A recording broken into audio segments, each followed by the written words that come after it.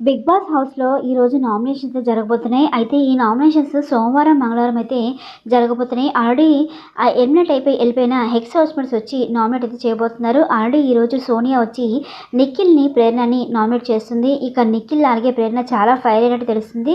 అంతకు మించి సోనియా కూడా ఫైర్ అవుతుంది. ఇంకా ఆ తర్వాత మణికంఠ వచ్చి పృథ్వీని అలాగే నిఖిల్‌ని నామినేట్ చేస్తాడు. ఇక బేబక్క వచ్చి యష్మిని అలాగే విష్ణుప్రియని నామినేట్ చేస్తుంది.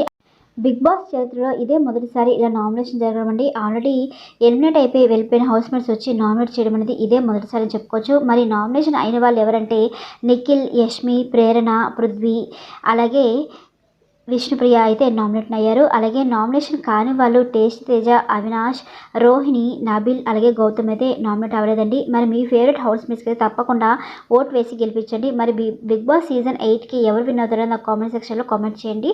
Thanks for watching.